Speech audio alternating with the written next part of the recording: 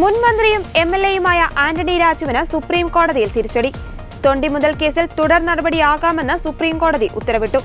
കോടതിയുടെ പരിഗണനയിൽ ഉണ്ടായിരുന്ന തൊണ്ടിമുതലിൽ കൃത്രിമം കാണിച്ച പ്രതിയെന്ന അഡ്വക്കേറ്റായിരുന്ന ആന്റണി രാജു രക്ഷപ്പെടുത്തിയെന്ന കേസിലാണ് കോടതി ഉത്തരവ്. പ്രതി വിചാരണ നേരിടണമെന്നും 1 വർഷത്തിനുള്ളിൽ വിചാരണ പൂർത്തിയാക്കണമെന്നും കോടതി നിർദ്ദേശം നൽകി. ആന്റണി രാജു അടക്കമുള്ള പ്രതികൾ അടുത്ത മാസം 20-ന് വിചാരണ കോടതിയിൽ ഹാജരാകണമെന്നും സുപ്രീം കോടതി നിർദ്ദേശിച്ചു. Justice CT Ravikumar, Sanjay Carol എന്നിവരുടെ ബെഞ്ചാണ് ഉത്തരവിട്ടത്. അതേസമയം നടപടിക്രമം പാലിച്ച് വീണ്ടും അന്വേഷണം നടത്താമെന്ന ഹൈക്കോടതി ഉത്തരവിൽ പിഴവില്ലെന്നും കോടതി നിരീക്ഷിച്ചു. ഹർജിക്കാരിൽ ഒരാളായ മാധ്യമപ്രവർത്തകൻ MR അജയനെ കേസുമായി ബന്ധമില്ലെന്ന ആന്റണി രാജുവിന്റെ വാദം കോടതി തള്ളി. ഉത്തരവിന്റെ പ്രധാന ഭാഗം തുറന്ന കോടതിയിൽ വായിച്ചെങ്കിലും ചില തിരുത്തലുകൾ ആവശ്യമാണെന്നും അതിനുശേഷം വൈകിട്ടോടെ ഇത് പ്രസിദ്ധപ്പെടുത്തുമെന്നും ബെഞ്ച് വ്യക്തമാക്കി.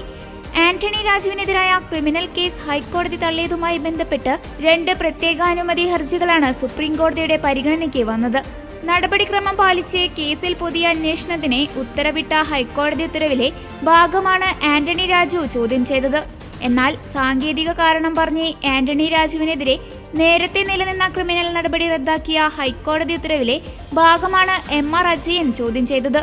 പോലീസ് നൽകിയ കുറ്റപത്രത്തിന്റെ അടിസ്ഥാനത്തിലല്ല കോടതിയുടെ പക്കലുണ്ടായിരുന്ന തെളിവിൽ കൃത്രിമത്വം കാട്ടിയെന്നതിൽ പരാതിക്കാരനാകേണ്ടിയിരുന്നത് കോടതി തന്നെയായിരുന്നുവെന്നാണ് ഇതേക്കുറിച്ച് ഹൈക്കോടതി നിരീക്ഷിച്ചത്.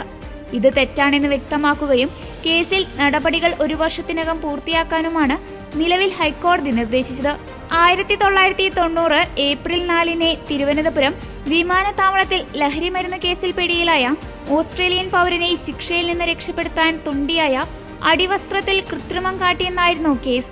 വിചാരണ കോടതിയിൽ ശിക്ഷിക്കപ്പെട്ട ഓസ്ട്രേലിയൻ പൗരൻ കേസ് ഹൈക്കോടതിയിലെത്തിയപ്പോൾ കുറ്റവിമുക്തനായി. പാകമാകാത്ത അടിവസ്ത്രമാണ് തെളിവായി ഉണ്ടായിരുന്നതെന്ന വാദമാണ് പ്രതിയെ രക്ഷിച്ചെടുത്തത്.